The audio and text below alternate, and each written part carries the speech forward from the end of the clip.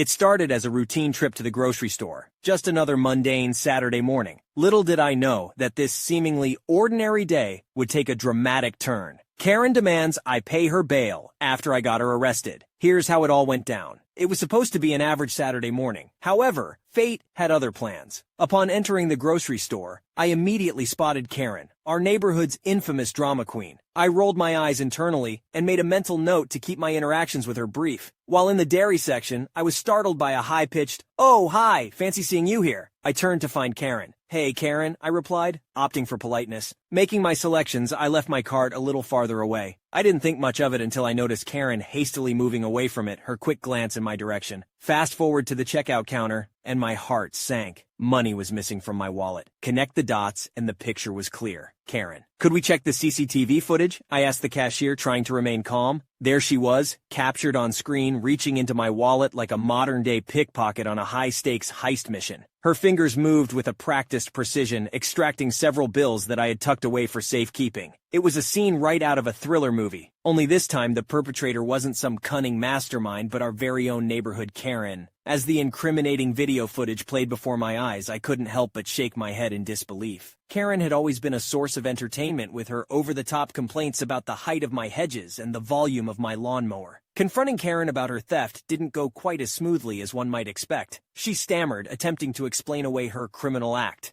"It was a mistake," she protested, but the evidence against her was as solid as a rock, and I was not about to let her escape the consequences of her actions. I swiftly dialed 911, and within minutes, our peaceful suburban street was swarming with police officers. Karen was handcuffed, and her dramatic protests filled the air, much to the delight of our nosy neighbors who had gathered to witness the spectacle. As she was escorted away in the back of a police car, her once immaculate facade of a suburban soccer mom crumbled. "You can't do this to me! I have book club on Thursday!" Karen shrieked. One of the police officers attempted to calm her down, saying, "Ma'am, please, we have procedures to follow." Karen, still in the midst of her dramatic performance, replied, "Procedures? You should be chasing real criminals, not innocent suburban housewives like me." A neighbor from across the street couldn't resist chiming in, "Innocent? We all saw the security footage, Karen." Undaunted, Karen kept going with her angry outburst. "This is all a conspiracy. You're all against me. You, officer, you must have a vendetta against my petunias." The officer exchanged a confused look with his partner, clearly unsure of how to react to Karen's ridiculous accusation. As the police car drove off, Karen's cries of injustice echoed down the street, leaving us all stunned by the sheer audacity of her casual delusions. The next morning, I found myself contemplating whether or not to answer the call from Karen. Despite my hesitation, curiosity got the better of me, and I decided to pick up the phone. And there she was, demanding that I pay her bail in a desperate and entitled tone. It was almost comical how she expected me to come to her rescue after stealing from me. I couldn't help but express my at her audacity. But then, in a sudden shift of tone, Karen tried to play the friendship card, insincerely claiming that we were neighbors and even friends. It was clear that her attempts to manipulate me were nothing more than a desperate move. Feeling my patience wearing thin, I firmly reminded Karen that being neighbors didn't give her the right to take what wasn't hers. I emphasized that she needed to face the consequences of her actions. However, Karen was relentless. She went on a monologue, trying to justify her criminal behavior with tales of misfortunes and woes. From broken dishwashers to wilting petunias, she painted a picture of a collapsing world, as if these hardships excused her theft. As I heard her wild stories, I couldn't help but shake my head in disbelief. It was like Karen was on a mission to constantly outdo herself, diving deeper into a realm of absurdity. The more she spoke, the more apparent it became that Karen's entitlement knew no bounds. She genuinely believed that I, as her neighbor, was obligated to rescue her from the consequences of her actions. Her audacity was both infuriating and astonishing. In the end, I politely but firmly refused her request for bail money. It was clear that Karen had crossed a line, and her chaotic behavior showed no signs of stopping. "You'll regret this," she snapped. Hanging up the phone, I pondered the audacity of some people. It was clear that in Karen's world, everything revolved around her. It was a hard lesson, but maybe this incident would finally teach her to think of others before herself.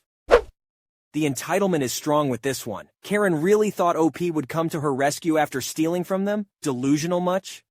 I always knew there was something off about my relationship with my dad, but I never expected it to lead to a series of shocking revelations. From overheard conversations to hidden desires, my world turned upside down in an instant. Little did I know that the truth would unfold in a dramatic sequence of events that would forever change our lives. Here's how it all went down. I, 17 years old, female, am not very close with my father, 41 years old, male, due to him not wanting to spend much time with me. When I was little, my mom, 39 years old, female, and I did lots of fun activities together, and she always played with me and entertained me, resulting in us having a good relationship now. However, whenever I'd try to get my dad to play with me or watch something with me, he'd be uninterested and tell me to go play with my mom. This happened practically every day when I wanted to watch him work on his car or ask him to play, but he always pushed me away. As I grew up, I believed that my dad just didn't like me, so I asked him to play or teach me stuff less and less. He would only do things with me on my birthday and holidays. However, he always made sure I was fed when I was hungry, and if I was upset, he'd comfort me. Other than that, he would avoid me. The soft hum of the refrigerator filled the air as I stood in the kitchen, munching on a snack. The day had been uneventful until that moment when my ears perked up at the sound of my dad's voice coming from the open kitchen window. He was in the backyard, engaged in a conversation with one of his friends, and I hadn't been intentionally eavesdropping, but something in his tone and the mention of my name drew me in. Yeah,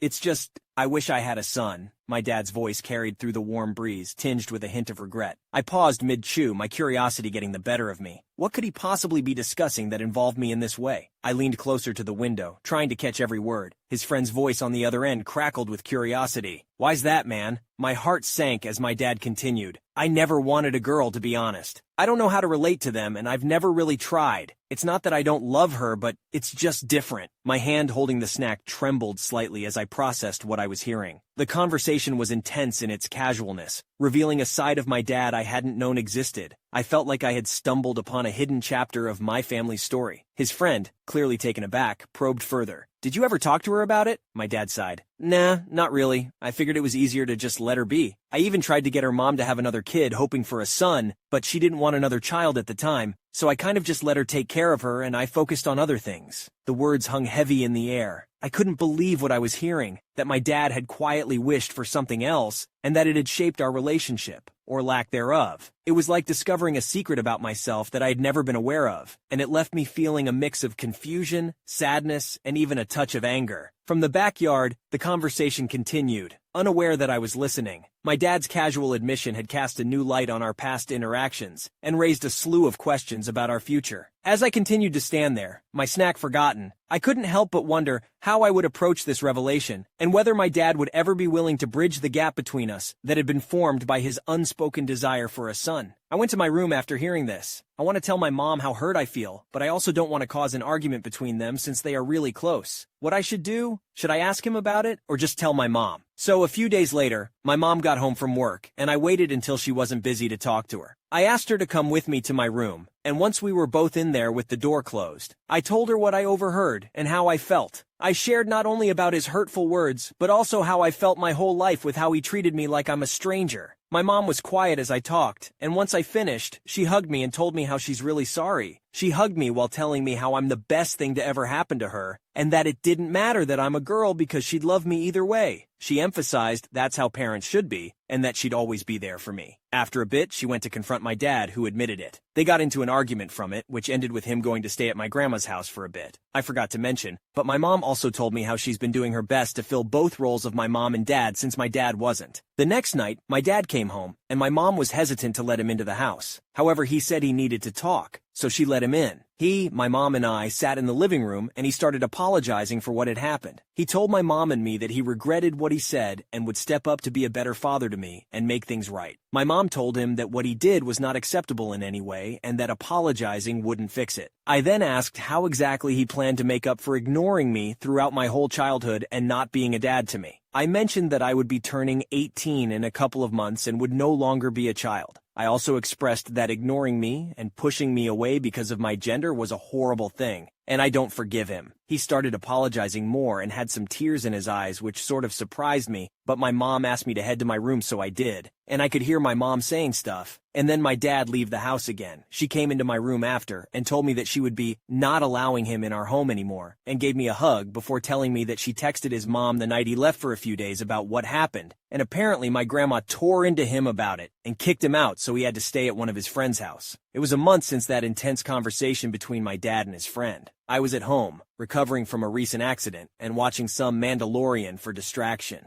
The TV was buzzing with blaster fire and adventures, taking my mind off the crazy month I'd had. Little did I know, more unexpected drama was about to unfold. As I lay in bed, I heard a series of knocks on the front door. I was curious, but cautious as I opened the door to find my dad standing there. His left eye was all red like he'd been in a fight. I let him in but decided to keep our conversation outside. He started apologizing and then tried to guilt me into getting my mom to let him back into our lives. I wasn't too keen on that idea and told him so. This got him upset, and he began venting about his own problems. But honestly, I wasn't all that interested. I just wanted to get this conversation over with. Then, out of nowhere, he dropped a bombshell. He said he hadn't really cared about raising me because I wasn't a boy. According to him, my gender determined whether or not I was his child. I was dumbfounded, trying to wrap my head around his absurd logic. I told him he was completely wrong, but he got angry and slapped me. That's when I decided to push him away and shut the door, locking it behind me. I called my mom right away and she called the police. Meanwhile, my dad was outside screaming and trying to get back in. It was a surreal and scary situation. The police showed up pretty quickly, and they had to take my dad to the hospital because he hurt his wrist when he fell off the porch. Then they arrested him for hitting me, which was all caught on our security cameras. The night had turned into a crazy ordeal that none of us saw coming. My dad's actions not only damaged our family, but also led to serious consequences for himself. It was a night that left me with both physical and emotional pain, something I never thought I'd have to deal with. My mom had been comforting me the past week because I had to deal with that, and now we are okay.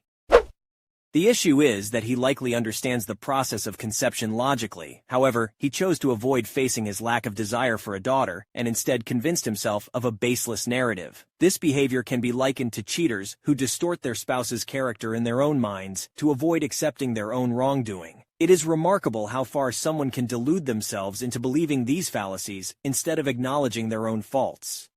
I never thought a simple favor from my mom would turn my life into a chaotic feline nightmare. With a cramped studio apartment, a strict no pets allowed policy, and my sanity hanging by a thread, I reluctantly agreed to take care of her army of cats. Little did I know it would lead to a battle against fur, odor, and sleepless nights. Here's how it all went down. So my mom and my little sis are all set to move to United Kingdom in a few weeks. Mom decided to sell our grandpa's place because it wasn't needed anymore, but she kinda didn't plan that out too well. She didn't line up a place to crash after selling the house because she didn't think it'd sell so darn fast. So she ended up bunking with my big sis without even asking. Just kinda assumed they'd let her crash, which they did after a bit of convincing. At first, she wanted to crash at my spot with my little sis, but I had to explain it's totally impossible, cause I'm in this tiny studio apartment, just one room for everything. After a few arguments, she finally agreed that I could take care of the cats until she figures out a temporary foster home for them. I was like, Mom, seriously, my place is way too cramped for all of us. And she was like, but what about your sister and me? I said, there's legit no space and you know how cramped it gets. After a bit of back and forth, she sighed and said, okay, fine, you keep the cats for now. So, that's where we're at. Cats chilling at my place and mom and sis squeezing into my big sis's spot. My mom, man, she's a champ at procrastinating. She's been dragging her feet on sorting out what to do with her army of cats. I mean, she's got like over a dozen of them, but she's only taking 5 on her trip to the UK. The others found new homes, thankfully. Now these cats, they're a handful, and my little studio apartment is getting real cramped with them around. I tried telling my mom that I could take a few, but not all of them. Plus, my lease straight up says no pets allowed. So I was like, sorry, can't do it. But then, she went off on a whole rant about how she's helped me out a bunch in the past. And you know how it is with family, you can't say no forever. To make things even more interesting, I got an email from my landlord saying they know about the cat invasion in my place and that I need to ditch them ASAP. Thankfully, they understood when I explained the whole situation and that it's just a temporary thing to help my mom out. Man, I thought they'd crash at my place for a couple of weeks, but it's been pushing 2 months now. These cats, they've turned my pad into a feline fiesta. The smell is unreal, and they've turned my carpeted stairs into their personal scratching post. I can't catch a break. They climb up to the window ledge, knocking stuff over, and the late-night ruckus is driving me nuts. I've even slept through my university classes because I'm running on fumes thanks to these party animals. Now don't get me wrong, my partner doesn't mind cats, but there's a limit. Waking up to a cat acrobatics show at 3 a.m. is not what I signed up for. And the stench, oh man, it's a constant issue. No matter how many times I scoop their litter boxes, one of them keeps using my wardrobe as a personal restroom, despite my best efforts to keep it closed. I've tried to be reasonable here. I mean, I'm all for helping out, but enough is enough.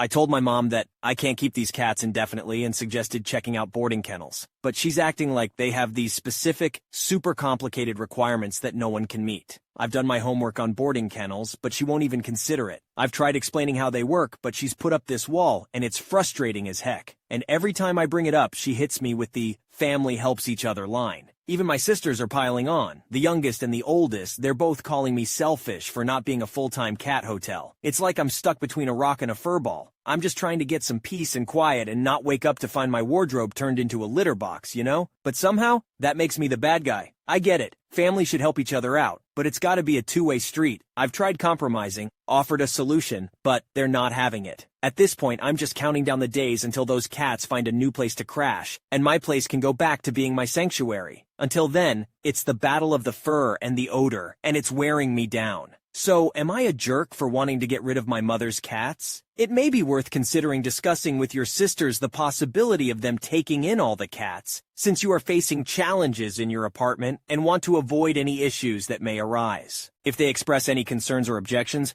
you could remind them of the saying, put your money where your mouth is, or shut the hell up. Given the situation, you might need to explore options for finding new homes for the cats on your own, as it seems unlikely that your mother will take action to address the situation. I never expected that my simple desire to spend Christmas with my fiancé's family in South Korea would ignite such a firestorm of emotions and conflict with my own mother. As tensions rise and the holiday draws near, I find myself caught in a web of expectations and familial obligations. Here's how it all went down. My fiancé and I are thinking about spending Christmas in South Korea with his family. We met when he was here on a student visa, but sadly, he was denied a visa when he went back to his country. He's going for another interview in November, and if that doesn't work out, we'll proceed with the K1 fiancé visa. Luckily, my job gives me 5 months of vacation throughout the year, so I can visit South Korea quite often. When he gets approved for the K1, he'll come back here, and I know the waiting time is getting shorter. My parents are aware of all these plans, and they support me spending Christmas with him if his next visa gets denied. My fiancé has made it clear that he wants to cover all the costs of my ticket when I travel to South Korea. I'll be there from December 22nd to the 30th or 31st. Unfortunately, I can't stay longer due to work, as that's the only vacation time I have in December. My fiancé might be working while I'm there, but I don't mind at all. We'll spend time together after he finishes work, usually around 6:30 or 7 p.m. What matters most to me is that we get to be together. It's going to be a low-key, relaxing vacation, so we won't be doing anything too touristy. My mom knows I might be going, and she said, "You're thinking of going to a country where people don't even celebrate Christmas?" She looked concerned, adding, "I didn't realize Christmas meant nothing to you. Your absence might just ruin the holiday for us." I tried to suggest a nice dinner before I leave or after I return, saying,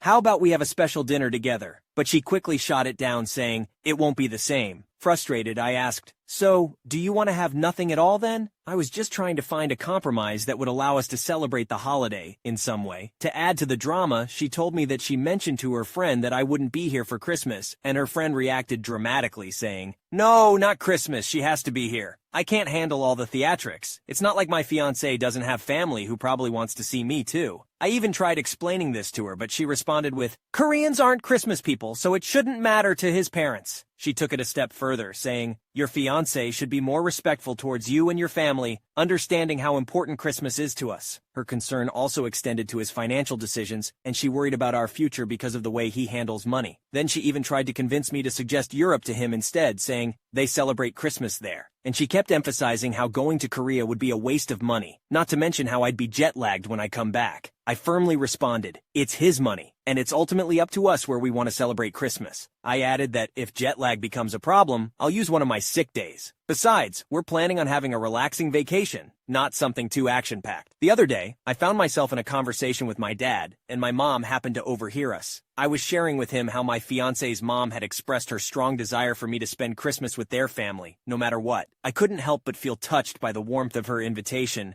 and I mentioned to my dad how nice it is to know how much she likes me. Of course, my mom couldn't resist chiming in, she asserted. She needs to know Christmas is important to us. I, however, had a different perspective and replied, that means nothing. She's allowed to miss me. My mom didn't let it go and insisted that Christmas holds significant importance for us and my fiance's mom should make an exception. I pushed back gently, explaining that I believe there's no need for exceptions. My fiance's mom is simply a lovely person who genuinely wants to spend time with me during the holidays. It's about connection and family, and I believe it's something worth celebrating, even if it means celebrating away from home. As the holiday season approaches, I find myself torn about what to do if my fiancé and I end up celebrating Christmas in Korea. I wonder if my mom is trying to make a point that I might be missing. Is she just expressing her concerns, or does she genuinely have a say in telling me what to do? These are the questions swirling in my mind as I navigate this delicate situation, hoping to find a balance that works for everyone involved.